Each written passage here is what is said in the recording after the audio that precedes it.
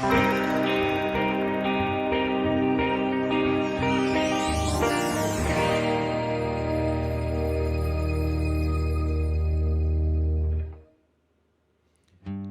noite, meus irmãos, paz seja convosco. É um prazer estar aqui mais uma vez para nós entoarmos um louvor ao nosso Deus. Aonde você estiver assistindo esse culto, vamos louvar a Ele nessa noite porque Ele merece. Meu Jesus maravilhoso és, minha inspiração a prosseguir.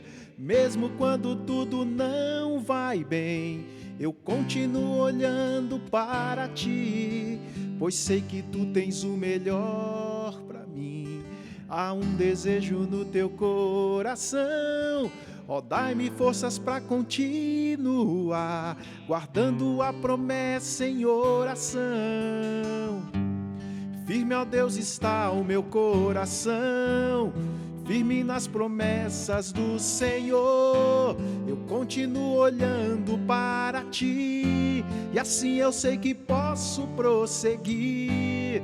E mesmo quando eu chorar, as minhas lágrimas serão para regar a minha fé e consolar meu coração.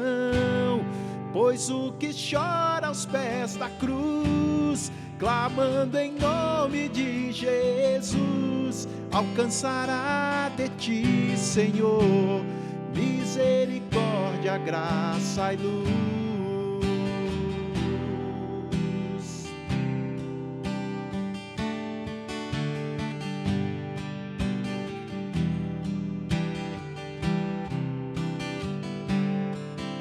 Seu grande amor não cessa, eterno não tem fim.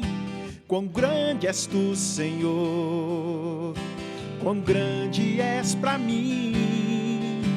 Tua graça é o meu refúgio, descanso no teu poder.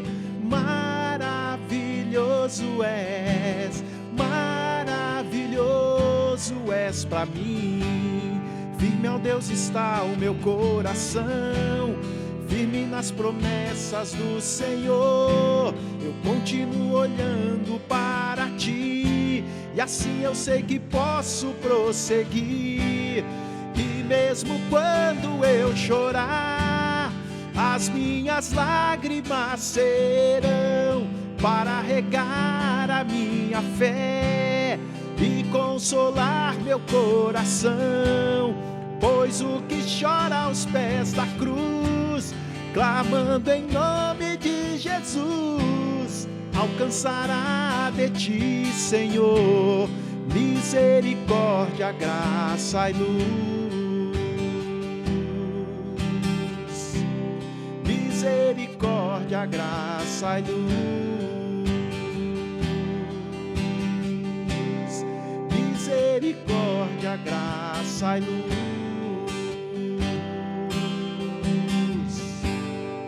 Amém. Que Deus te abençoe.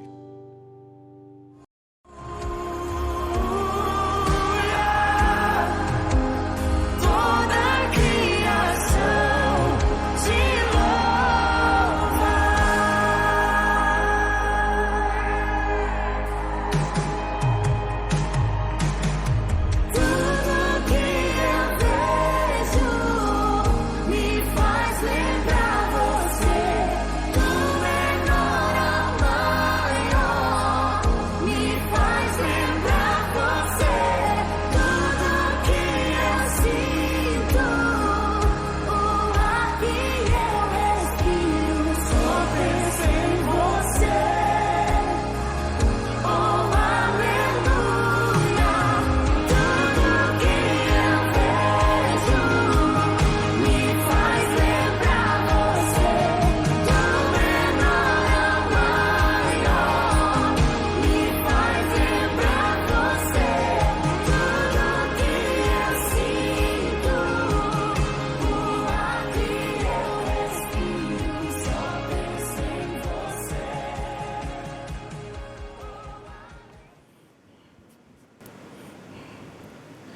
Amém, amém. Boa noite, paz seja convosco, que o Espírito Santo de Deus esteja com você hoje, agora e sempre, e que o amor de Deus abrace você e que você sinta a dádiva, a força, a generosidade e o poder deste amor, que é o amor de Deus por mim e por você, que nos ama de modo incondicional. Eu quero agradecer você por mais essa oportunidade que você concede à igreja do Alves Dias, a nós pastores, de estarmos junto com você na tua casa. E a minha oração hoje, o meu desejo hoje é que o Espírito Santo de Deus possa tratar com você, possa renovar a tua vida, possa abençoar você grandemente. Este é o desejo do meu coração. Nós vamos orar, nós vamos agora consagrar as nossas ofertas, os nossos dízimos, orar por você que é ofertante, que é dizimista. E este é um momento que é um momento de alegria do culto. Eu me lembro e eu tenho memória que desde quando eu me converti, aos 17 anos, que eu tenho recordação do que eu aprendi, daquilo que eu fui ensinado, sobre Deus ser o Senhor da nossa vida, sobre Ele ser o Senhor da nossa existência, dele ser o nosso dono mesmo. Nós somos tão somente servos de Deus. E quando eu aprendi isto, nas aulas de mordomia cristã, eu aprendi uma coisa muito importante que eu jamais esqueci e eu jamais deixei de observar. Que dentro da mordomia cristã, nós aprendemos que tudo que temos é de Deus, nossa vida é de Deus, os nossos filhos, eles pertencem a Deus, os filhos são herança para nós cuidarmos, os nossos cônjuges são de Deus, tudo que nós temos é de Deus. O nosso trabalho é de Deus, a nossa saúde é de Deus e o nosso dinheiro também é do Senhor. Eu sempre digo uma coisa para vocês, eu posso dizer uma coisa que é realmente importante, que eu creio nela. A Bíblia fala assim, dá honra a quem merece honra. Nós vivemos num mundo, nós vivemos numa sociedade onde existem pessoas que, lá desde a época, na verdade, de Paulo, quando Paulo ele escreve a carta dele aos Filipenses, o apóstolo Paulo fala assim que existiam pessoas que pregavam o evangelho por interesse. É isso que ele diz declaradamente no livro de Filipenses, na carta de Filipenses, melhor dizendo. E Paulo diz assim que eles pregavam o evangelho julgando atribuir ou colocar sobre os ombros de Paulo sofrimentos e aumentar esse sofrer na vida de Paulo, e que eles pregavam o evangelho por interesse. E Paulo ele fala uma coisa até um pouco, eu não digo estranha, mas que soa aos nossos ouvidos como algo que nos assusta. Paulo diz assim, mas o que importa é que o evangelho está sendo pregado. Talvez hoje a gente falar isso a respeito de algumas coisas que nós vemos no mundo que nós vivemos, de pessoas que pregam o evangelho, de pessoas que pregam essa parte de dízimo, de oferta de uma maneira tão pesada sobre alguém, tentando dominar a vida de alguém. Eu quero dizer para você sobre aquilo que eu estava dizendo de honra, da honra que merece honra. Nós que somos pastores de vocês, nós não somos assim. Porque em primeiro lugar nós tememos a Deus. Em segundo lugar, nós respeitamos vocês e amamos vocês.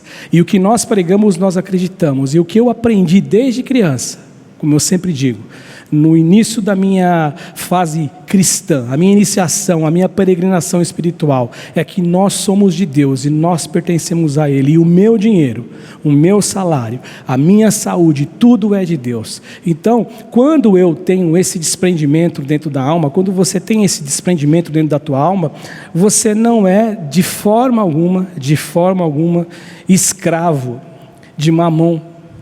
Porque eu não sei se você já parou para reparar, para pensar, que todo mundo que te pergunta alguma coisa de dízimo, que todo mundo que pergunta alguma coisa de oferta, é porque ele não quer dizimar. É porque ele já tem no coração esse desejo de não dizimar. E eu louvo a Deus, porque desde cedo eu aprendi que isto é bênção, isso só vai redundar em bênção para a minha vida. Porque aquilo que eu dou, aquilo que eu entrego, aquilo que eu devolvo a Deus, olha, eu jamais vou conseguir vencer Deus nessa arte de entregar e de se doar. Deus ele se doou, Deus ele enviou o seu Filho para morrer na cruz por nós, ele deu aquilo que é mais precioso, mas mesmo assim ele tem nos abençoado.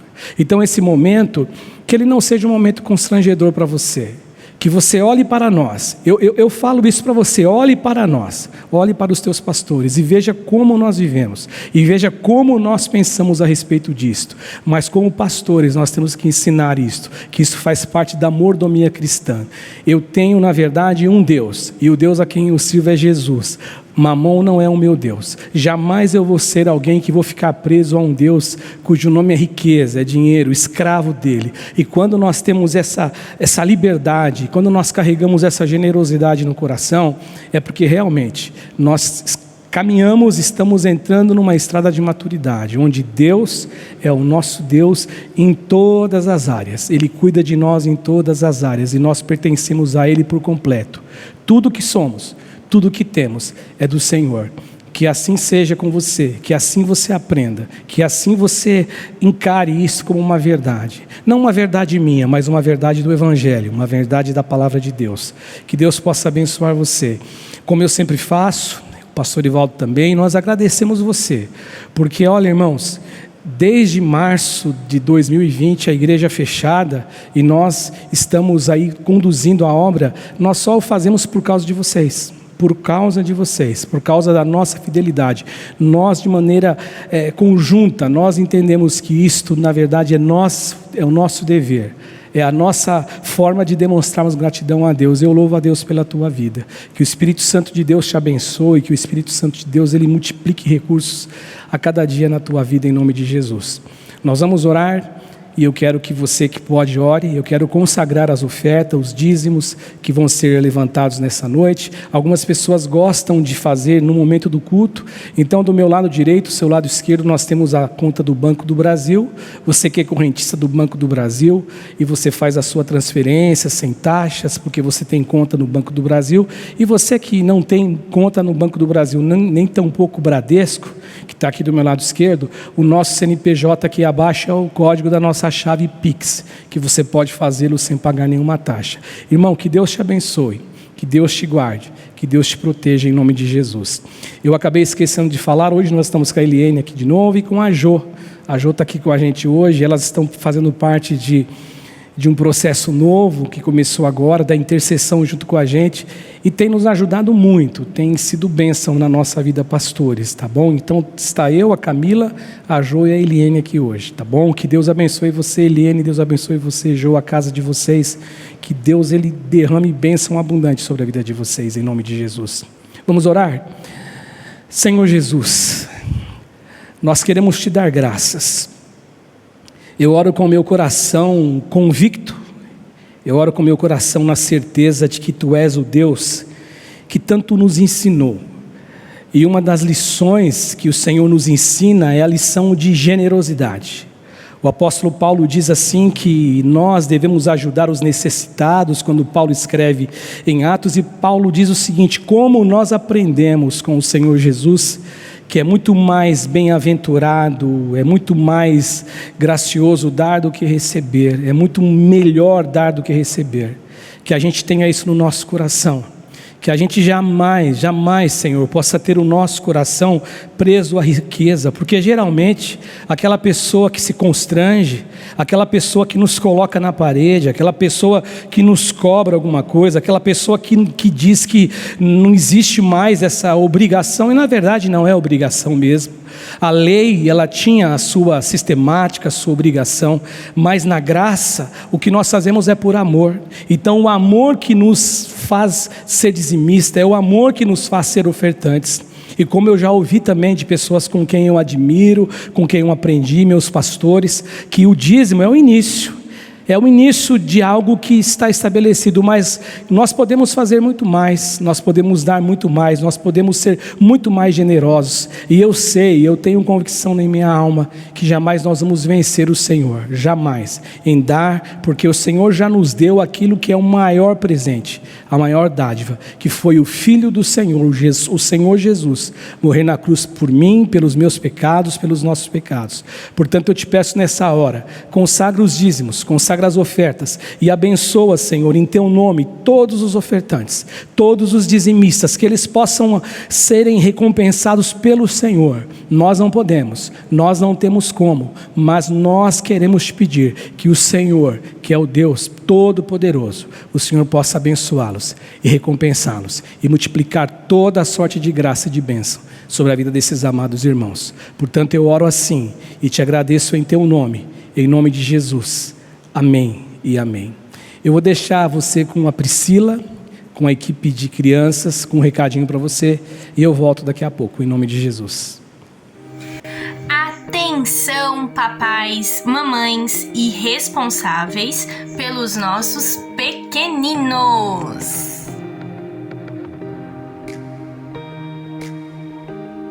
Estamos voltando com a nossa programação infantil. Mas antes, queremos conhecer vocês.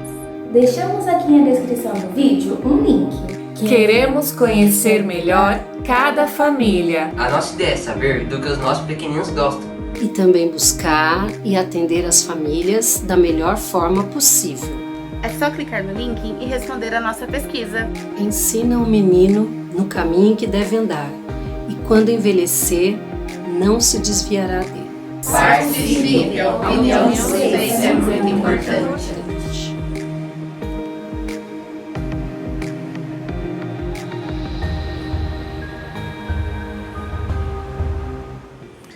Amém, amém.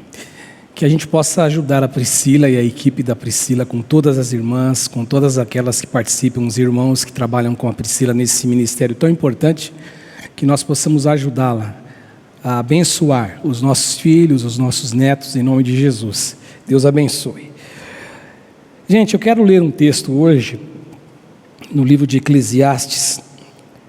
Eu recentemente preguei sobre esse texto, mas hoje eu te asseguro que não é uma repetição daquilo que eu preguei, acredito que no ano passado, na pandemia, mas eu falei sobre Eclesiastes capítulo 11.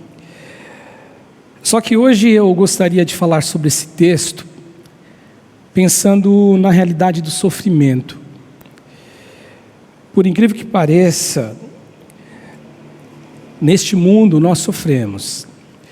Eu sei que quando você lê algum livro de coaching, né, você começa a buscar se interessar por coisas nesse sentido. Muitos deles colocam que as nossas palavras elas têm poder, eu acredito piamente nisso, de verdade.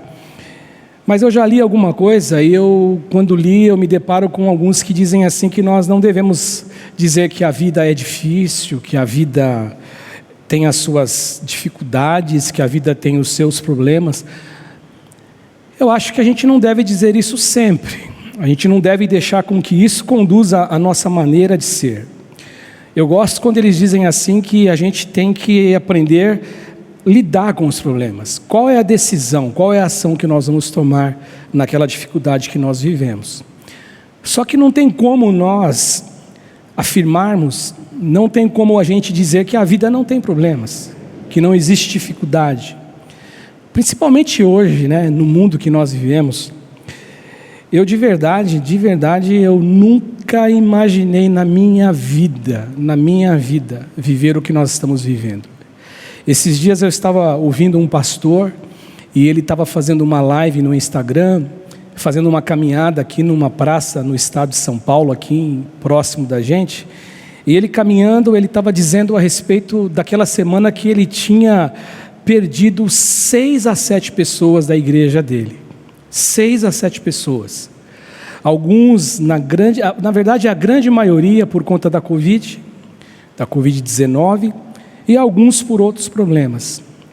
E aquilo que mais doía nele, que ele dizia, era o fato dele, pastor, sendo um pastor já com uma certa idade, beirando os seus 70 anos, ele ser impedido de estar lá com as pessoas, não poder estar junto com as pessoas a quem ele ama, a quem ele cuida, a quem ele é amado, a quem ele é cuidado também. Então hoje, não existe como a gente falar que a gente vive num mundo que não existe sofrimentos, porque isto demonstraria um cinismo da nossa parte, muito grande, um cinismo gigante da nossa parte. Existem pessoas que estão passando fome. Existem pessoas que estão passando necessidades. Existem pessoas que não têm o que comer. Existem pessoas que não têm o que fazer, não sabem mais o que fazer por conta de tudo que essa enfermidade, essa pandemia fez com que acontecesse no mundo. Existem pessoas que estão enlutadas, existem pessoas que perderam filhos, existem pessoas que perderam mães, pais, irmãos. Existem pessoas que perderam avós, existem pessoas que perderam gente de perto, próximos a eles. Então existe hoje um sofrimento. E como esse pastor dizia, ele não lembra, ele não tem recordação de tantas mortes de pessoas tão próximas dele num período tão curto. Então a gente dizer que não existe sofrimento, que não existe nada, é algo para a gente se pensar. Para pensar, melhor dizendo. É algo para a gente pensar se nós não estamos sendo picados pelo vírus da indiferença, pelo vírus do descuidado, da falta de amor. Este é o cuidado que nós temos que ter. E quando eu estava pensando nisto,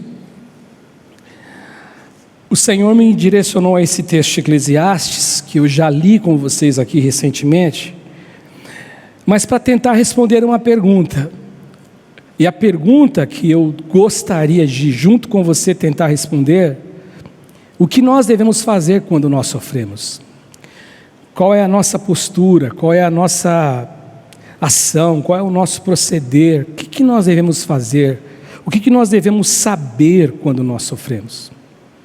E o texto de Eclesiastes, ele fala assim, né? Lança o teu pão sobre as águas, porque depois de muitos dias o acharás. Reparte com 7 e ainda com 8, porque não sabes que mal sobrevirá à terra. Aí ele diz assim: estando as nuvens cheias, derramam um aguaceiro sobre a terra, caindo a árvore para o sul ou para o norte, no lugar em que ela cair, aí ficará. E aí ele começa então a falar sobre aquela lei da semeadura. Quem somente observa o vento nunca semeará. E o que olha para as nuvens nunca cegará. Assim como tu não sabes qual o caminho do vento, nem como se formam os ossos no ventre da mulher grávida, assim também você não sabes as obras de Deus, que faz todas as coisas. Não tem como a gente concorrer com a sabedoria divina. Semeia pela manhã a tua semente, e à tarde não repouses a mão, porque você não sabes qual prosperará. Se esta, se aquela, ou se ambas igualmente serão boas. E aí ele diz assim no versículo 7, doce é a luz, e agradável aos olhos ver o sol. Doce é a luz e agradável aos olhos ver o sol. E aí ele traz uma informação que tem a ver com o que a gente está vivendo hoje. Ainda que o homem viva muitos anos, verso 8, regozije-se em todos eles. Se alegre, celebre a vida, se alegre com a vida, faça festa com a vida, agradeça a Deus por ela. Contudo, você deve lembrar-se que há dias de trevas, porque serão muitos os dias de trevas. E aí ele termina dizendo que tudo o que sucede é vaidade. E pensando nesse cenário de sofrimento, pensando nessa nossa realidade de sofrer, onde a gente tem o sofrimento agora tão pertinho da gente, pessoas que estão passando por alguma dificuldade, eu fico pensando assim, eu não sei se você já fez essa reflexão, parece que para algumas pessoas, tem pessoas que passam por essa existência, que parece que tudo para essa pessoa é mais difícil. Eu não sei se você já parou para pensar e conheceu alguém assim. Parece que os sonhos dessa pessoa, eles ficam tão distantes. E quando se vive um momento de alegria, ou momentos de alegrias, você convivendo com essa pessoa de perto e conhecendo a história de vida, parece que esses momentos, eles são tão escassos. A impressão que a gente tem é que eles foram, parece que marcados pela vida, eles foram marcados pela existência, para viver sempre naquele ciclo do choro, no ciclo das lágrimas, no ciclo da dificuldade, no ciclo da dúvida, no ciclo do sentimento da ausência de Deus. Não sei você, mas às vezes eu tenho essa impressão. Aí eu começo a me questionar, Senhor, mas por que isso está acontecendo? Aí eu me lembro do texto de Paulo dizendo assim que não existe tentação, não existe provação maior do que aquilo que a gente possa suportar. E às vezes nós, como alguém que estamos do lado de fora, e nós oramos, e nós sentimos compaixão por essa pessoa, e às vezes nós não sabemos nem o que dizer a pessoas que passam por isso, enfrentam isto. E como uma vez eu ouvi o pastor Ed René pregando, que ele conversou com um amigo que o procurou, membro da sua igreja, que disse tantas coisas do que ele estava passando, que ele chorou e disse assim: eu não sabia o que dizer para aquela pessoa. E quando eu cheguei em casa, comentando com a esposa, ele dizendo na sua pregação, que ele falou assim: eu não saberia conviver com isto. E pensando nisso, eu começo a ir por uma outra linha de raciocínio. Será que existe uma explicação para isto? O texto de Eclesiastes aqui, ele diz assim, que a gente não sabe o caminho do ventre, como se formam os ossos no ventre da mulher grávida, assim também não sabes as obras de Deus. E aí eu fico tentando, será que existe alguma explicação para tudo isto? Aí eu vou lá para o Novo Testamento, no livro do apóstolo Paulo, em Gálatas, no capítulo 6, o apóstolo Paulo ele traz uma informação para a gente dizendo assim, não vos enganeis, de Deus não se zomba, pois aquilo que o homem semear, isso também ceifará. Isso é pesado, né? Isso é muito forte. E pensando nessa linha do sofrimento, nessa questão do sofrer humano, aí eu vou para uma outra reflexão. Aí eu pergunto para mim, mas será que é certo? Será que é certo eu atribuir, com base nesse texto de Gálatas, que tudo que eu planto, tudo que eu vou semear, eu vou colher, tudo será uma consequência da minha atividade, das minhas escolhas, das minhas opções? Será que é certo eu achar que tudo isso acontece por conta de uma opção errada, de uma escolha equivocada, de uma semeadura errada? E eu vou me arriscar a responder, porque eu disse para você que nós vamos tentar responder o que nós precisamos aprender com o sofrimento. A minha resposta é não. E eu vou explicar para você até o final da história aqui, da nossa conversa. Eu espero que fique claro para você o porquê que eu vou responder isso. A minha resposta é não. Nem todo sofrimento ele carrega um DNA de um início de algo que foi você o causador. E eu digo isto olhando para a Escritura Sagrada, lembrando, por exemplo, das vidas de Jó e de José. Jó sofreu uma barbaridade, Jó ele sofreu uma coisa gigantesca. Os amigos de Jó, quando foram visitá-lo, que tomaram notícia de que ele estava enfermo, doente, que tantas coisas ruins haviam acontecido sobre Jó, os filhos morreram, perdeu tudo, toda a riqueza que ele tinha. A Bíblia Sagrada fala que o estado de Jó era tão difícil, era tão insuportável de contemplar, de ver, que os amigos ficaram 7 dias calados, sem dizer uma palavra para Jó, de tanta dificuldade. E quando eles começaram a falar, você sabe a história, eles começaram a acusar Jó exatamente nessa linha de raciocínio. Talvez pensando, embora não existisse o texto de Gálatas, mas pensando exatamente isso. Se você está assim, era isso que eles diziam, é porque você está em pecado. Alguma coisa você fez contra o Todo-Poderoso, ou seja, a lei da semeadura, plantou, colheu. Só que a história, você sabe, nós que lemos a história do livro de Jó, o drama de Jó, nós sabemos que não existia uma vontade divina, existia uma força divina que era uma vontade permissiva de Deus, porque Satanás, ele questionou a Deus e ele foi na face de Deus dizendo o seguinte, que Jó o negaria se ele deixasse Jó, esquecesse Jó por algum tempo. Você dá tudo para ele. Por que você acha que Jó te serve, Deus? O Senhor cerca ele de todos os bens, e Deus disse assim, olha, toca em tudo, só não toca nele. José, por exemplo, José é o sonhador. José, um dos filhos de Jacó, que os irmãos têm inveja dele, e José não fez nada, absolutamente nada errado. Mas ele foi só indo para o buraco, ele só foi caindo. E nós, com esse nosso modo de pensar, e seguindo essa questão de plantou, colheu, provavelmente nós também poderíamos errar em relação ao que aconteceu tanto com Jó, como aconteceu com José. Então a resposta, será que todo mundo que sofre, existe o início por conta de algo que ele fez? Então eu disse para vocês que não. Agora, quando eu penso na questão do ser humano, no seu posicionamento, na sua primeira forma de existir lá no paraíso, quando Deus ele colocou o homem e depois ele da sua costela ele tirou a sua companheira, aí sim eu penso que o livro de Gálatas 6:7 tem tudo a ver, porque ali houve uma posição equivocada. Então todo o sofrimento humano, todo o sofrer humano, agora o meu sofrimento, que talvez não é igual ao teu sofrimento, que não tem o mesmo peso, que não tem a mesma força de causar tristeza talvez, mas todo o sofrimento, aí sim ele vem desse processo, porque o homem desobedeceu, e quando o homem desobedeceu a Deus, e quando o homem fez o que não era para fazer, e comeu do fruto que não era para comer, se abriu uma porta, onde todas as possibilidades, como disse uma vez o pastor Ariovaldo Ramos, abriu-se uma porta cujo nome é possibilidade. Então tudo pode acontecer com a gente.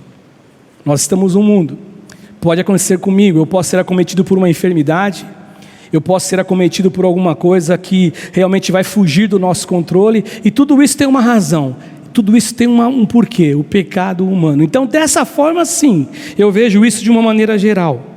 Houve um equívoco dos nossos pais. Agora, quando eu olho para esse texto de Eclesiastes e começo a observar que ele diz assim, olha, celebre a vida, no verso 8, celebre a vida, seja feliz, mas saiba de uma coisa, na vida você vai encontrar com momentos de escuridão, de trevas, e não serão poucos, serão muitos.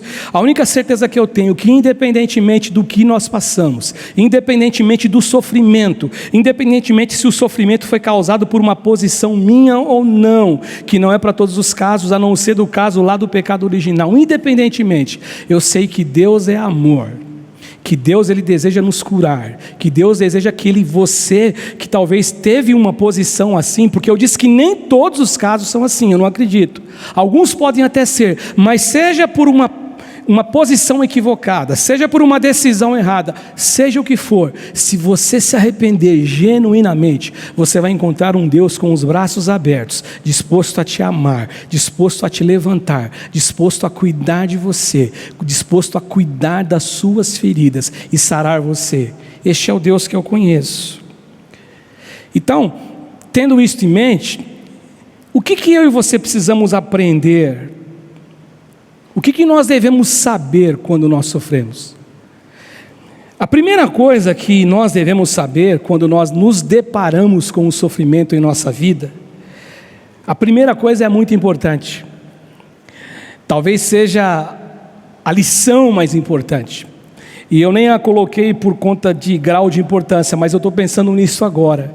Talvez o mais importante, a lição mais importante que você tem que saber, que aconteça o que acontecer, Deus jamais vai esquecer de você. Então aconteça o que acontecer, você jamais deve pensar que Deus deixou de te amar. Deus não deixa de amar você jamais. Deus te ama, te ama, te ama, te ama, te ama, te ama e vai te amar sempre. É um amor incompreensível, é um amor que você não consegue explicar.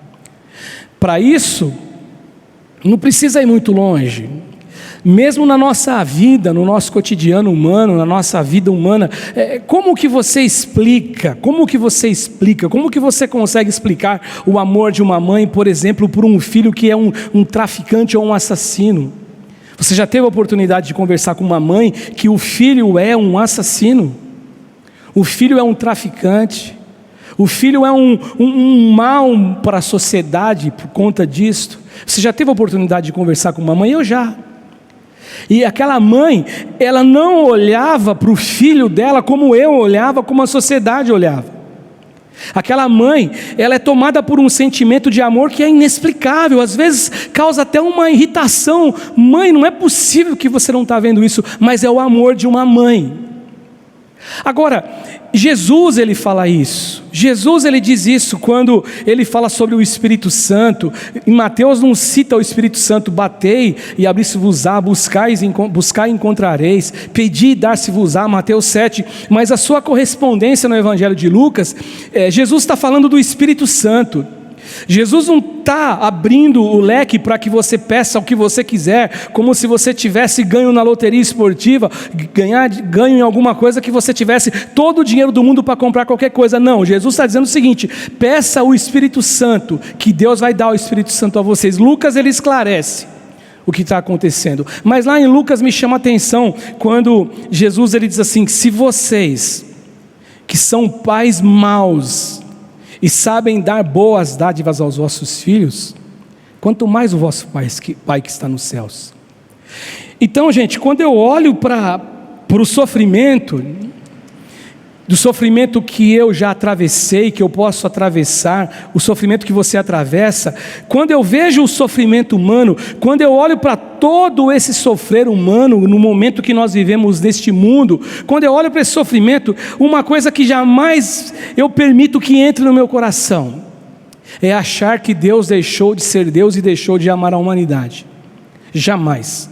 E o texto que nós conhecemos, que é um texto tão conhecido que se tornou algo repetitivo, algo decorado. Ele diz assim: porque Deus amou o mundo de tal maneira, João 3,16, que deu o seu Filho único, o seu Filho unigênito, para que todo aquele que nele crê não pereça, mas tenha vida eterna.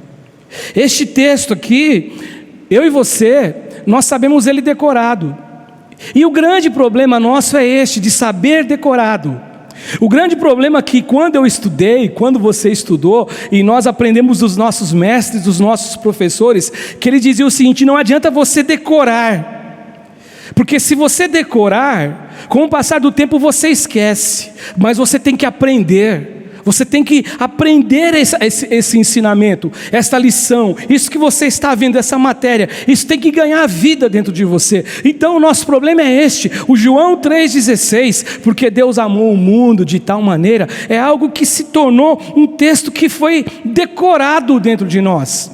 E o grande problema é esse, porque nós esquecemos da essência, nós esquecemos do significado, nós esquecemos do valor, nós esquecemos da verdade que ele revela. E quando nós lemos o texto, ele fala assim: porque Deus amou o mundo de tal maneira.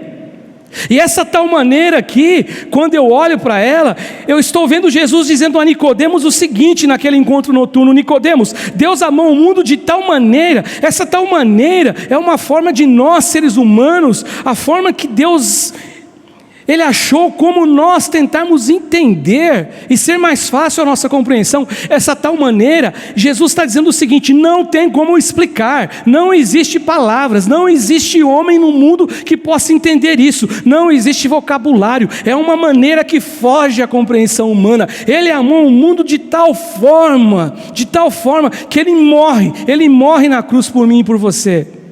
Eu me lembro de uma vez lendo um periódico falando sobre o grande pregador Billy Graham. O Billy Graham já é falecido, mas o Billy Graham, ele dizia assim que teve uma vez que ele ia pregar numa cruzada e ele estava se preparando para pregar na cruzada, e ele estava num momento de oração, de jejum, de santificação, e ele se recolheu por alguns dias num lugar afastado. E Billy Graham, ele estava em oração, e ele orava de dia, à tarde, à noite. Ele estava ali orando, pedindo para que Deus desse muitas almas para ele, para que Deus usasse a vida dele. E num determinado momento, ele orando ali num sítio, ele andando, falando com Deus, ele deu um chute no formigueiro. E você sabe, quando você chuta um formigueiro, você já deve ter chutado algum formigueiro quando criança ou quando adulto, você sabe como que as formiguinhas, elas ficam agitadas, elas correm de um lado para o outro. E o Billy Graham disse assim, que na hora que ele chutou o formigueiro, ele disse assim: poxa, formiguinhas, foi sem querer, eu estava orando, eu não vi o formigueiro, eu não vi a casa de vocês, eu não vi a edificação de vocês. E o Billy Graham falou assim: se eu pudesse, eu me transformaria numa formiga para dizer para elas: olha, foi sem querer, eu vou ajudar vocês, o que eu faço para ajudar vocês? E o Billy Graham disse que naquela hora, naquele mesmo instante, o Espírito Santo encheu o coração dele com uma mensagem, dizendo para Billy Graham o seguinte: Billy Graham, foi isso que Deus fez por você, foi isso que eu fiz por vocês, homens.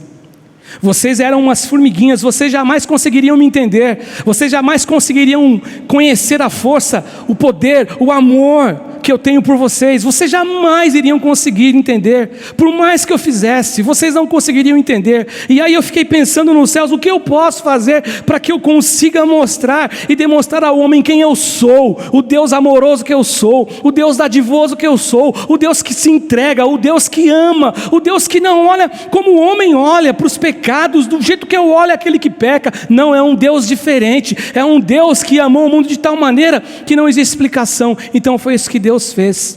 Deus se revestiu de uma forma humana. Por isso que o autor de Hebreus diz assim, que ele é a representação exata do que é Deus, o Filho de Deus, Jesus, ele representa quem é Deus. Por isso que Paulo diz ao Colossenses, ao escrever sua carta aos Colossenses, que ele é a imagem do Deus invisível, ou seja, o Deus que nós não vemos. Por isso que João diz no seu primeiro capítulo do Evangelho, que Deus nunca foi visto por alguém, mas o Filho de Deus, aquele que está no seio do Pai, este tornou Deus conhecido. Deus tem expressão, Deus tem rosto, Deus tem nariz, Deus tem boca em Jesus. E Deus em Jesus, Ele nos mostra um pouquinho e nos traz a revelação de quem é o Deus a quem nós servimos. O Deus que ama, o Deus que se entrega, o Deus que se dá, o Deus que tem disposição realmente para andar 1, 2 milhas com a gente. Então quando eu olho para isso aqui, eu tenho que pensar uma coisa: eu não posso permitir que a minha mente seja dominada por uma informação inverídica, mentirosa, pela informação de que o sofrimento humano é a ausência de Deus. Porque você há de convir comigo que quantas vezes você foi questionado sobre este ponto? Alguém que morre, alguém que é bom, segundo a característica, segundo o nosso veredito, né? Segundo o nosso julgamento, aquela pessoa é boa, aquela pessoa tão boa morreu, e aquele que é um assassino, que mata, está aí vivo. E aí as pessoas nos questionam: você que é pastor, por que Deus deixa acontecer isso? Por que Deus isto? São pessoas que não conhecem o amor de Deus, são pessoas que não conhecem a Escritura e não conhecem o Evangelho. Agora, o que eu não posso deixar é que achar isso for algo que venha registrar a minha mente e o meu coração, que o sofrimento é a ausência de Deus.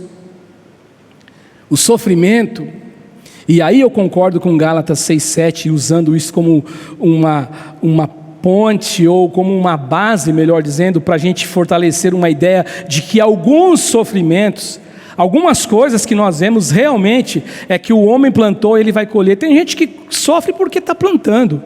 Aí sim eu consigo entender, é por conta do sofrimento. O sofrimento existe e só existiu por conta daquilo que o homem trouxe para si mesmo. De um modo geral, é o pecado original. Nós sofremos por conta do pecado original. Em alguns outros casos, algumas pessoas sofrem porque as pessoas não estão dando ouvido à palavra de Deus, não estão dando ouvido aos pais, não estão seguindo os conselhos dos mais experientes. Então as pessoas batem a cabeça, as pessoas sofrem. Então aqui em Gálatas 6,7 diz que o homem é responsável por tudo que se abateu sobre ele. Agora, mas mesmo o homem sendo responsável por isso, gente, sabe o que alegra o coração, o meu coração, e pode alegrar o seu coração? Mesmo assim eu vejo um Deus que não abandonou o homem, um Deus que não deixou o homem sozinho, um Deus que não se tornou um Deus castigador, um Deus indiferente ao nosso sofrimento. Eu não sei você, mas às vezes eu fico orando, e a minha oração é uma oração de incompreensão. Eu falo: Senhor Jesus, quando que tudo isso vai terminar, Senhor Jesus? Quando que isso vai acabar? Senhor, o que o Senhor está querendo nos ensinar com isto? Por que isso aconteceu? A gente fica questionando. Alguns vão conversar com você e vai dizer assim: pô, pastor, mas por que você está se questionando desse jeito? Isso é bíblico. É verdade, é bíblico. Mas quem fala aqui é um ser humano, de carne e de osso, que não entende tudo, que lê às vezes e fala: mas será que agora é isso que vai acontecer? E nós não entendemos. Só que eu não consigo ver um Deus, como algumas pessoas falam, que é um Deus que está castigando, um Deus que está mordendo, um Deus que está indiferente. Não, isso não tem nada a ver com Deus. Deus não é responsável por isso. Deus não é responsável nem mesmo pelo sofrimento. Por isso que você tem que botar na cabeça como uma lição fundamental e importante: jamais você se esqueça, jamais você se permita pensar que o teu sofrimento é a ausência de Deus. Sabe por quê? Porque Jesus sofreu por mim e por você. E é bem curioso que no livro de Isaías, no capítulo 53, no verso 4, eu não marquei, Camilinha, isso para você. O texto de Isaías me vem à mente agora. No texto de Isaías 53, verso 4, tem uma ideia assim de que o sofrimento de Jesus, certamente ele tomou sobre si as nossas enfermidades e as nossas dores o levou sobre si. E aí diz o seguinte: nós o reputávamos por aflito, feridos de Deus e oprimido. Numa tradução na nova linguagem, na nova tradução linguagem de hoje, ela diz o seguinte, eu gosto dessa tradução que ela abre o leque. Ela diz assim: e nós pensávamos que o sofrer de Jesus e o sofrimento de Jesus e o castigo de Deus a Jesus era por causa dele, do sofrimento e do pecado dele. Mas só que Isaías descreve dizendo: não, o castigo que nos traz a paz estava sobre ele. Ele morreu a minha morte, ele pagou o meu preço, ele pagou o preço do meu pecado para Deus. Ele foi o sacrifício que apaziguou a ira divina. Ele foi o único capaz de fazer isto. Nós não conseguimos. Os sacrifícios de animais, eles tinham uma validade, mas eles tinham um prazo de validade. E como diz o escritor de Hebreus, Jesus morre na cruz e com uma só oblação ele aperfeiçoou para sempre aqueles que são santificados. Hebreus 10,14 diz isto, nos traz essa informação. Ou seja, então Jesus, ele sofreu por mim e por você, e todo o sofrimento de Jesus não tinha como verdade o fato de Jesus não ser amado por Deus. Então, se Jesus sofreu por mim e por você, isso não significou em hipótese alguma que o Deus criador dos céus e da terra, e o Deus que deu o Filho ao mundo como um cordeiro imaculado, o cordeiro morto antes da fundação do mundo para morrer por mim e por você, ele não morreu, ele não sofreu porque Deus deixou de amá-lo. E João, no capítulo 17, que domingo eu citei alguns versículos quando eu preguei, falando sobre o nosso Consolador eterno, nos versos 22 e 23, eu encontro uma mensagem, e eu encontro Jesus fazendo essa afirmação. Olha o que ele diz: eu lhes tenho transmitido a glória que me tens dado. Ele está falando com Deus. Deus, eu lhes tenho transmitido a glória que me tens dado para os discípulos, para que sejam um, como nós o somos. E o verso 23 ele fala assim: eu neles e tu em mim, para que o mundo conheça que tu me enviaste. E olha o que ele diz: e os amaste, como também amaste a mim. Quando eu olho para esse texto, eu não tenho como deixar registro no meu coração, na minha consciência, na minha alma, no meu ser, que o sofrimento humano, ele tem como causa a ausência de Deus, ou como a ausência de Deus quando ele sofre, como o salmista fala no Salmo 10, por que o Senhor se conserva longe no dia da angústia? Era a mentalidade do salmista, que sofreu, existe sofrimento, Deus se ausentou. Não, Jesus ele sofreu muito, Jesus ele sofreu por mim e por você, mas ele era amado por Deus, e os discípulos sofreram tanto, os discípulos morreram mortes terríveis. O único, segundo a tradição judaica, que não morreu uma morte difícil, uma morte terrível, foi João na ilha de Pátimos. Os outros todos tiveram mortes terríveis, mortes difíceis de encarar, cortados no meio, cerrados, degolados, crucificado, como Pedro diz a tradição, que ele pediu para ser crucificado de cabeça para baixo. Então o que Jesus está ensinando aos seus discípulos e a nós, que o sofrimento humano não tem conexão com a ausência de Deus. Quando nós sofremos, nós precisamos saber uma coisa, que o nosso sofrer não significa em hipótese alguma ausência do amor de Deus.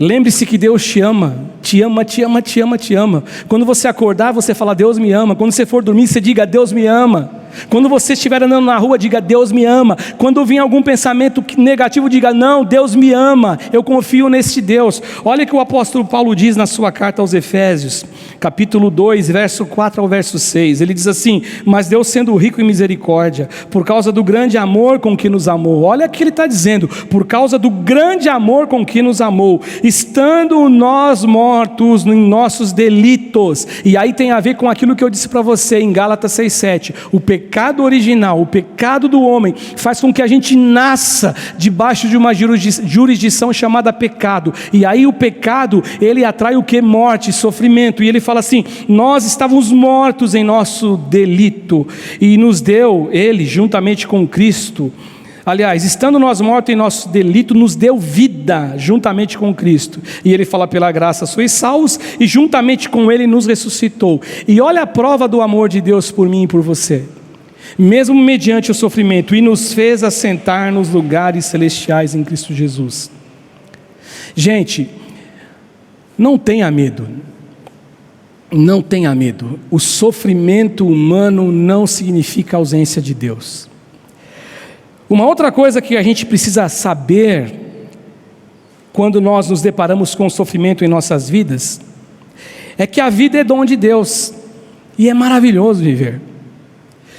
Eu gosto desse verso 7 do capítulo 11. Doce é a luz e agradável aos olhos ver o sol.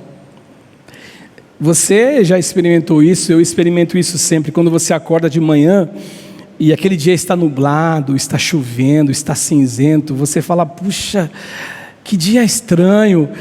E por incrível que pareça, não que você blasfeme, não que você reclame, não é esse o caminho, mas você se entristece. O sol, a energia do sol, a luz do sol, que foi Deus que criou, ele tem poder de mexer com a gente. Incrível isso, né? E eu não estou aqui fazendo nenhuma reivindicação para que você adore o sol, não é isso, pelo amor de Deus, não me entendam assim. Mas olha que interessante, doce é a luz e agradável aos olhos ver a luz do sol. Quando eu vejo aqui, doce é a luz, agradável aos olhos ver o sol, eu vejo isso como uma dádiva. Eu vejo isso como um Deus se doando, Deus dando uma dádiva para o nosso bem, Deus dando uma dádiva ao nosso favor. É uma graça, essa dádiva é uma graça. Não tem como a gente pensar nisto, ler isto. Eu estava estudando e na hora que eu estava lendo esse texto, não tem como eu não me lembrar de uma afirmação de Jesus, lá no capítulo 10 do Evangelho de João, na parte B, no capítulo 10, verso 10, na parte B, quando ele fala assim, para que vocês tenham vida e a tenham em abundância. Eu vim, eu me manifestei, eu pisei esse planeta Terra, eu habitei esse planeta, para que vocês soubessem que eu, sendo o Deus encarnado e representando a vontade de Deus é que vocês tenham vida, e não tenham vida de qualquer jeito, uma vida de sofrimento, uma vida sofrível, não, mas que vocês tenham vida, e tenham vida em abundância. É isso que diz o texto. Existe um provérbio de Salomão, no capítulo 17, verso 22, que Salomão fala assim, o coração alegre, ele é um bom remédio, mas o espírito abatido faz secar os ossos. Ou seja, celebre a vida. Eu volto a dizer, celebre a vida. Não é isso que Paulo fala aos Filipenses 4:4, regozijai-vos, outra vez digo regozijai-vos, ou seja, em outra tradução, alegrem-se, outra vez digo alegrem-se, deixa a alegria de Deus invadir o coração de vocês. Agora, essa alegria no coração, ela tem a fonte, não é a alegria do mundo. Do mesmo jeito que Jesus disse, não se perturbe o coração, deixo-vos a paz, a minha paz vos dou, não vos dou como o mundo dá. Essa alegria também, ela não tem outra fonte a não ser Deus. Agora, esta alegria tendo fonte em Deus, ela acontece em algumas possibilidades ou alguns caminhos. Primeiro, eu me alegro porque eu sei que Ele me ama. Deus me ama, Deus te ama, Deus nos ama. Eu preciso então, recebendo essa informação, que Deus me ama. Em segundo lugar, eu não posso deixar com que circunstâncias, com que o sofrimento, com que tudo que nós atravessamos e vemos, isso faça que a gente duvide do amor de Deus. E se eu sei que Deus me ama, e se eu não duvido do amor de Deus, então eu sou credenciado a viver uma vida de felicidade e uma vida de gratidão. Gratidão a Deus. A gratidão, gente, ela desenvolve alegria na gente.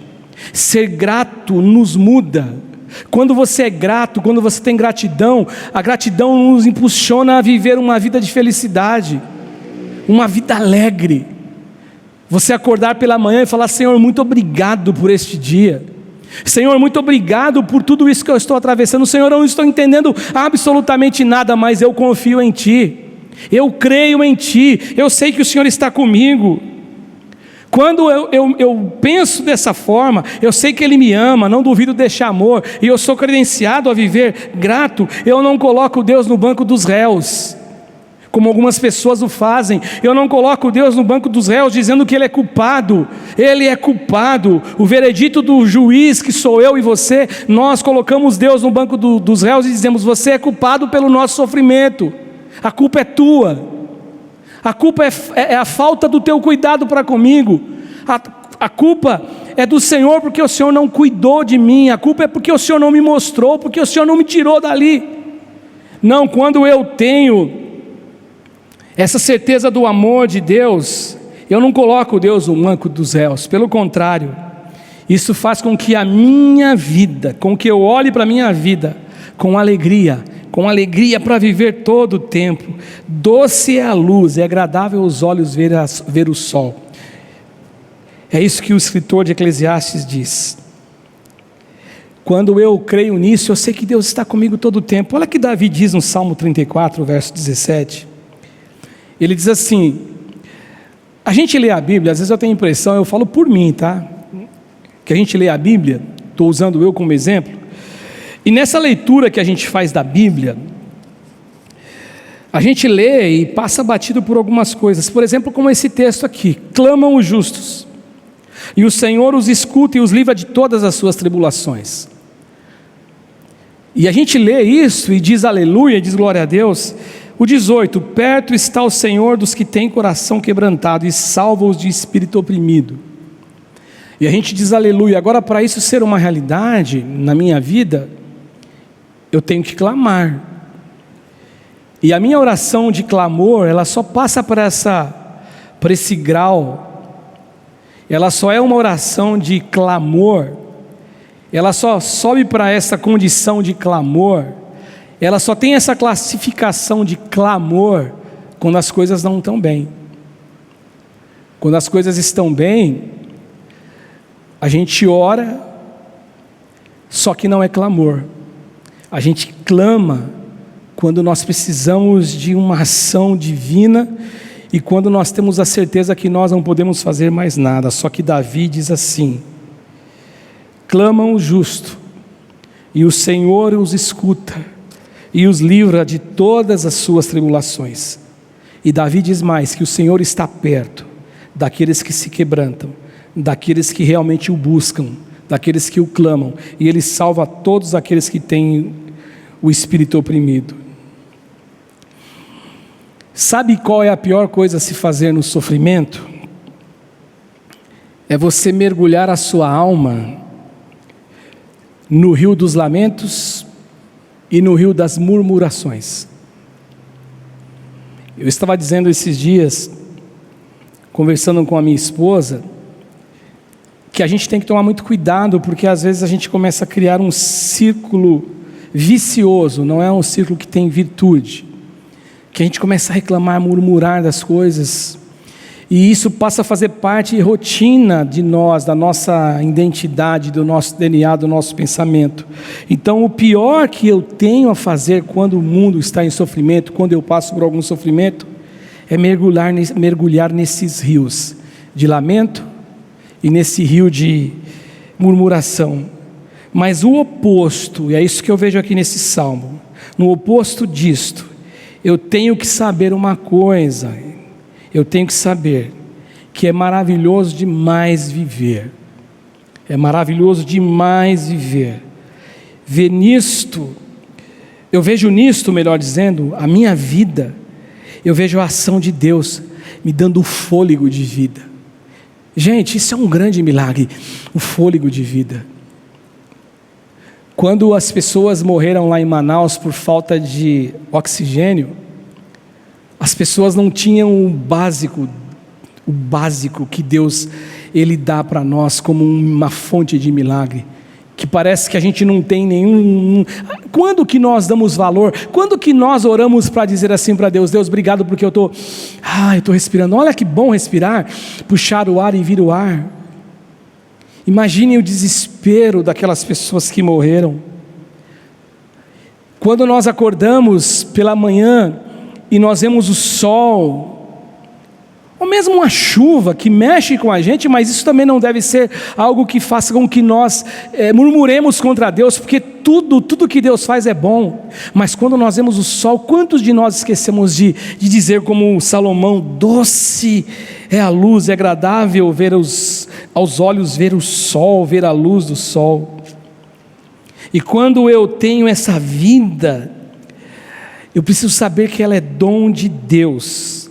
Eu preciso saber que a vida é dom de Deus, e é maravilhoso viver. Quando eu estiver sofrendo, eu tenho que pensar: eu estou vivendo, eu estou respirando, eu ainda posso, utilizando algo que a gente aprende também nos nossos treinamentos, quando nós trabalhamos fora, nós aprendemos assim, que eu sou responsável por aquilo que está acontecendo, e sendo autorresponsável, só eu posso mudar. Logicamente que Deus está na minha vida, mas nós como seres humanos, a parte que nos cabe, nós podemos mudar. Então quando eu estou vendo o sofrimento, e eu bato o olho aqui e aprendo essa lição, que a vida é dom de Deus, e é maravilhoso viver, então mesmo no sofrimento, eu encontro forças em Deus, para dizer assim: eu posso viver, e eu estou vivo pela graça e pela misericórdia de Deus. Deuteronômio 31:6, Deus dizendo assim para a nação: sede fortes e corajosos, não temais, nem vos atemorizeis diante deles, porque o Senhor vosso Deus é quem vai convosco, e Ele não vos deixará, e Ele não vos desamparará. Além do dom da vida, além da graça de viver, é mais gracioso viver sabendo que nós temos ao nosso lado Deus, a companhia de Deus, Jesus, por meio do Espírito Santo de Deus.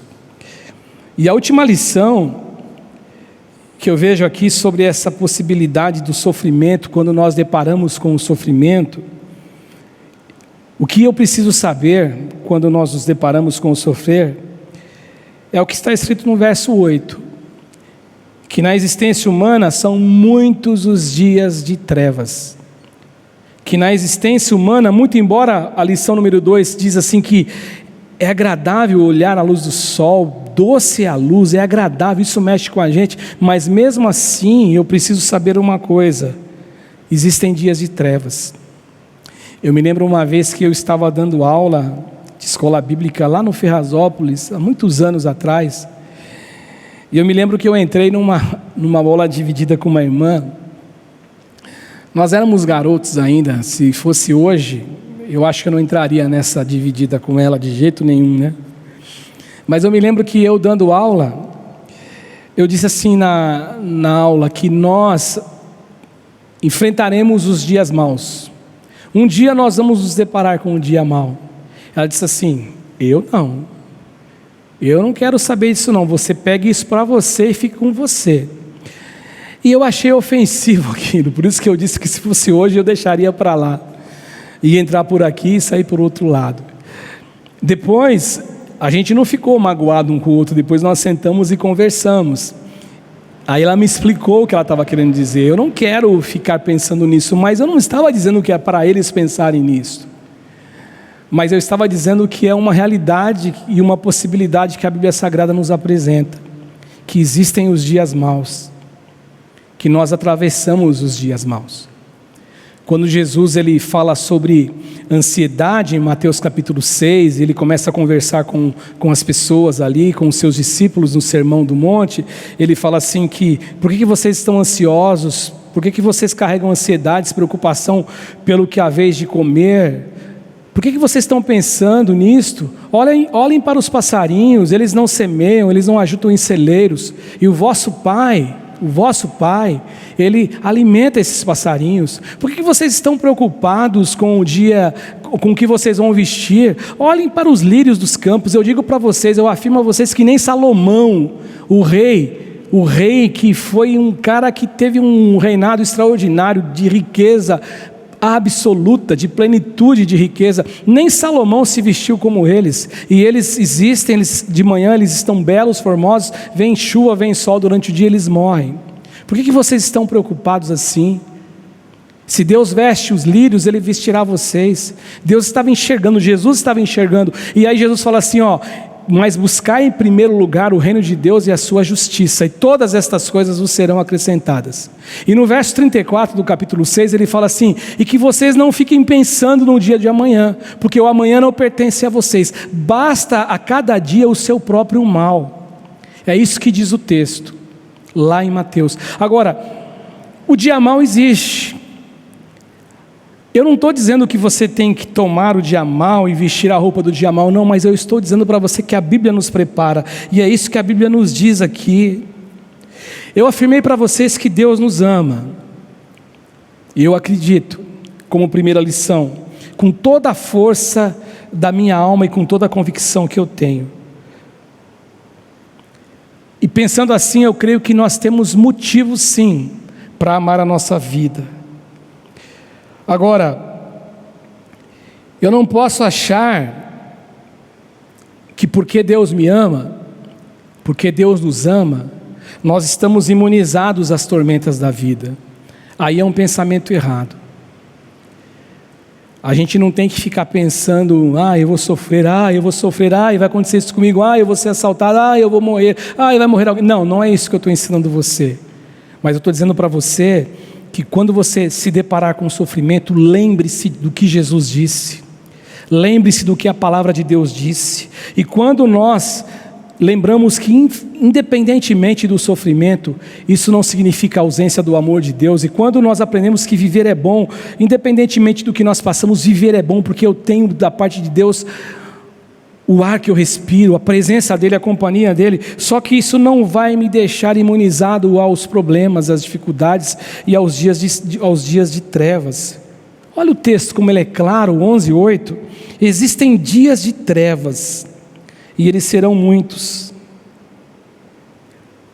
mas para os corações, ou para o coração daqueles que amam a Deus, isto só serve, aliás, isso não serve, não deve servir como um indicador que nós não somos amados por Deus, em primeiro lugar, e não serve, em segundo lugar, que são as duas lições que eu já falei, para nós desprezarmos a nossa vida e odiarmos viver. Olha o que diz o salmista no Salmo 120, verso 1. Na minha angústia, eu clamo ao Senhor, e Ele me ouve. Por que ele está clamando ao Senhor? Para resolver o problema, para Deus solucionar o problema dele. E por que ele está querendo que Deus solucione o problema dele? Porque ele quer viver bem. E por que ele quer viver bem? Porque ele ama viver, porque ele sabe que a vida é dom de Deus, a vida não é para ser desperdiçada. E o texto que você conhece tão bem, Salmo 30, versículo 5, ao anoitecer pode vir o choro, mas a alegria vem pela manhã. A alegria virá pela manhã. Os dias de trevas são muitos, a noite pode ser longa, mas a alegria virá pela manhã.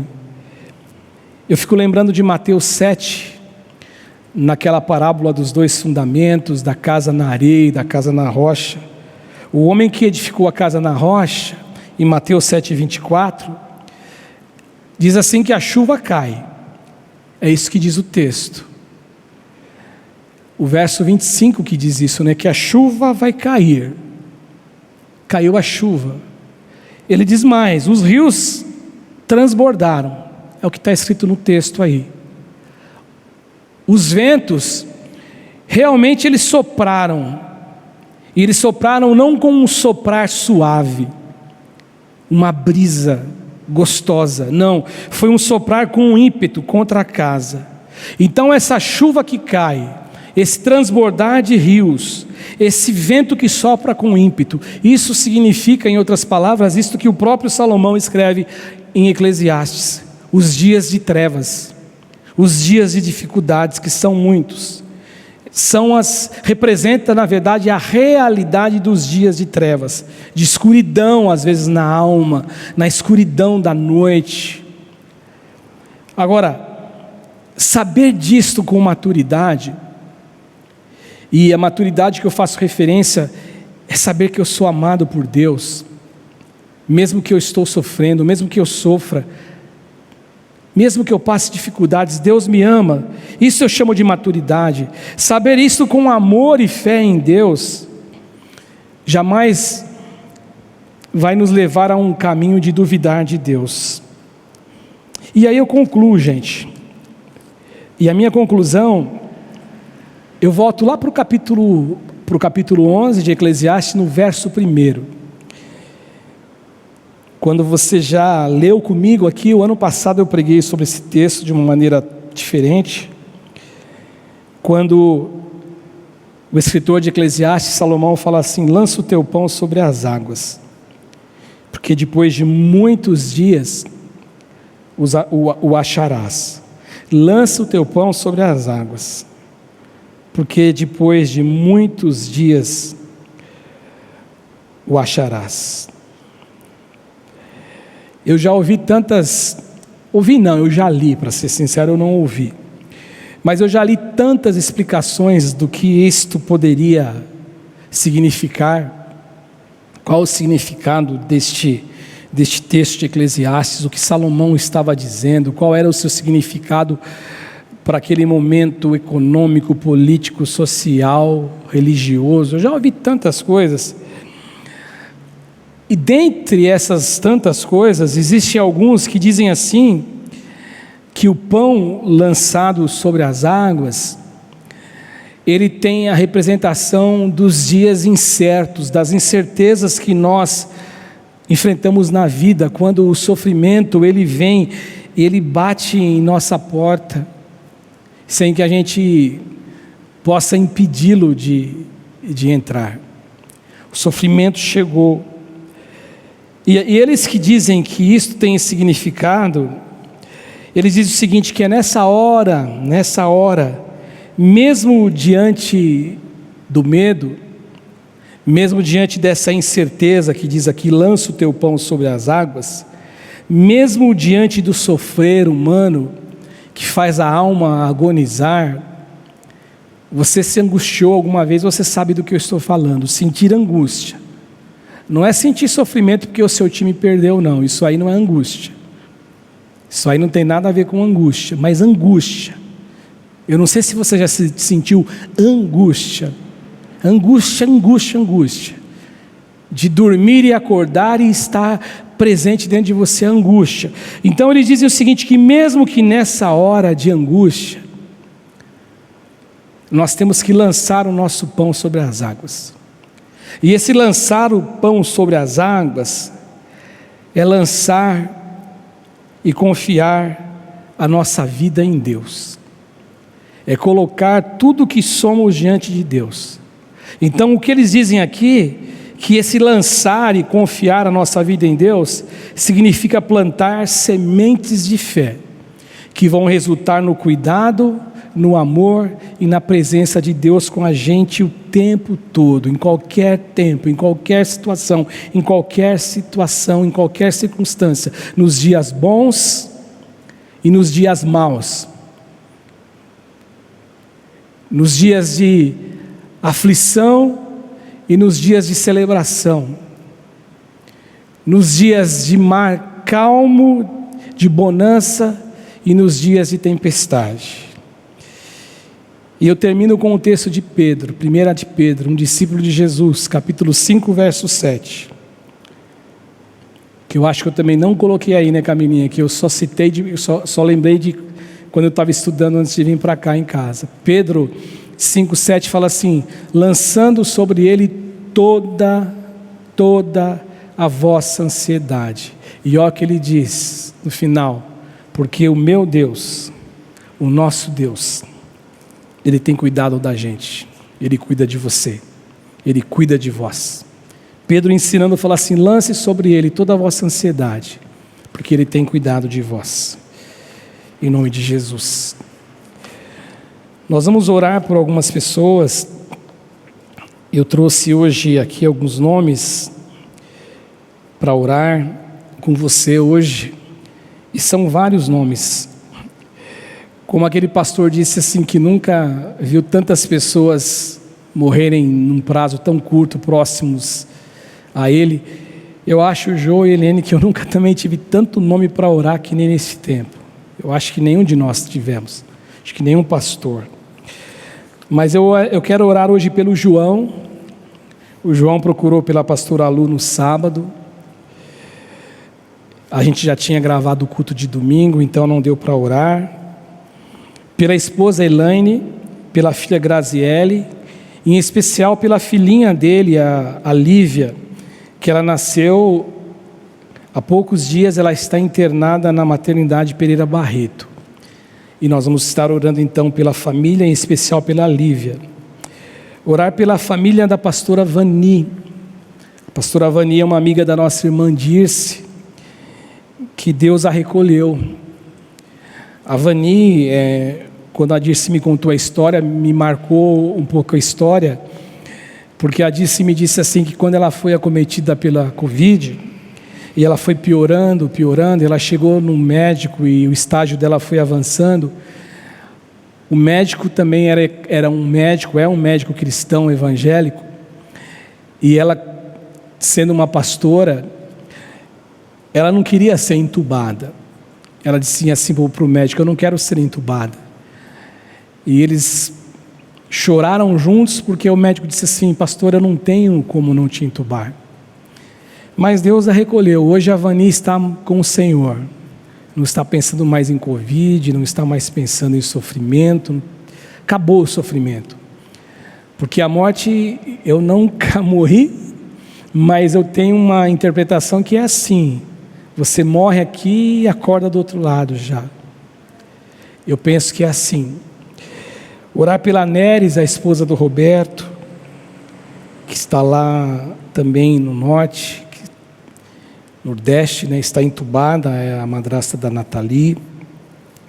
Pelo Jefferson, por porta de emprego. Por uma criança de 6 anos que tem um tumor no intestino, está no grupo das mulheres, mas não tem o nome da criança. Pelo senhor Rafael, a senhora Edna, que estão com Covid.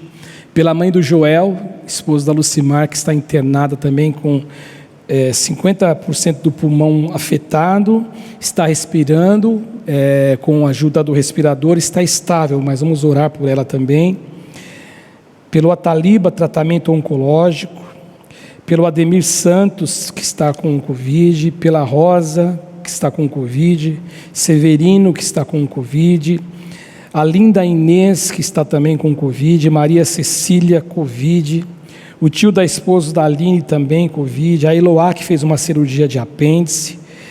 A Francis Regis Salles, que tem depressão. Nós vamos estar em oração. O Leandro, Covid. A Giovana, depressão. O Luca da Rosângela, que é aquele garoto que nós sempre oramos também, que tem alguns problemas, às vezes está debilitado, mas Deus tem feito milagres na vida do Luca. A gente sempre ora por ele, eu cito ele hoje também. O Dalton, que é um amigo nosso também, que faz tempo que eu não cito aqui, nós estamos em oração sempre, mas hoje eu estou citando o Dalton, da igreja do Evangelho Quadrangular lá de São Caetano. E pelo meu irmão Roberto, que graças a Deus está melhorando, né? Orar por todos os profissionais da área da saúde, orar por todos os que estão enfermos, todos os que estão hospitalizados, todos os que estão entubados. Orar pelos nossos governantes, que é a nossa obrigação orar. E que Deus tenha misericórdia de nós, que Deus nos abençoe. Tá bom, gente? Foi muito bom ter você comigo aqui. Que Deus abençoe você, que Deus esteja com você a cada dia, sempre, em nome de Jesus. Vamos orar? Vamos falar com Deus? Senhor Jesus, eu citei alguns nomes aqui, Senhor, mas a relação ela é grande, ela é imensa. Eu citei hoje apenas 21 nomes, mas eu sei que existem muitos outros. E nós temos orado nas nossas orações, nas nossas madrugadas, por esses irmãos, por essas irmãs que estão enfermos, que estão internados, que estão entubados, outros com uma outra dificuldade, que estão com câncer, estão acometidos por alguma enfermidade, mesmo não sendo a Covid-19, nós temos orado, nós temos buscado por essas almas. Eu sei, Senhor, que a última palavra é do Senhor. É só o Senhor que pode. Nós temos orado pelas pessoas que perderam os seus familiares, como hoje nós oramos pela família da pastora Vani, que o Teu Espírito Santo, que é Consolador, como eu preguei no domingo, o Consolador eterno, possa visitar a todos que enfrentaram a perda, que enfrentaram o luto, estão convivendo com o luto. Que o Teu Espírito, que as Tuas mãos, que o Teu consolo seja sobre eles. Em relação àqueles que estão enfermos, Deus, Tu és o Deus Jeová Rafá, o Deus da cura, o Deus que não muda. Eu te peço em nome de Jesus, coloque Tuas mãos, resgata. Nós temos histórias, nós temos, Senhor Jesus, testemunhos para relatar de pessoas que estavam entubadas e voltaram. Portanto, eu creio que a palavra final não é da medicina, é do Senhor, porque o Senhor é o médico dos médicos. O que o Senhor faz, nós não entendemos. Quando um vai, o outro volta à vida, nós não entendemos, mas eu sei que tudo que o Senhor faz sempre será o melhor. O que eu te peço é o Teu carinho, a Tua presença, o Teu amor pelas famílias que perderam pessoas, que o Senhor esteja com eles. O que eu te peço é o Teu agir sobre aqueles que estão internados. O que eu te peço é a Tua força para a família que está sofrendo, que está angustiada. O que eu te peço é por isso, Pai, é por tudo isso que está acontecendo. Eu oro pelos profissionais da saúde, por todos eles, que o Senhor os fortaleça, que eles tenham energia para trabalhar. Eu imagino que deve estar tão pesado, mas eu sei que o Senhor é o Deus que fortalece a todos. Então eu te peço, os fortaleça. Eu oro pelos governos do Brasil, do mundo, todos os governos. Senhor, esteja com Tuas mãos sobre os nossos governantes. Eu te peço isso em nome do Senhor Jesus Cristo. Agora eu te peço, nos guarde, nos dê uma noite de bênção, nos dê uma noite de paz, nos livre de todo mal e nos abençoe, Pai. É a minha oração, em Teu nome, em nome de Jesus, te agradecendo por todas as coisas, em nome de Jesus, amém, amém. E que o amor de Deus Pai, e a graça de nosso Senhor e Salvador Jesus Cristo, e a doce comunhão, a consoladora comunhão do Espírito Santo, esteja com cada um de nós, não só hoje, mas sempre, em nome de Jesus, amém e amém. Mais uma vez, obrigado Jô, obrigado Eliene, Deus abençoe vocês, cuide da casa de vocês, obrigado Camilinha, fiquem com Deus, tenham todos uma boa noite, em nome de Jesus.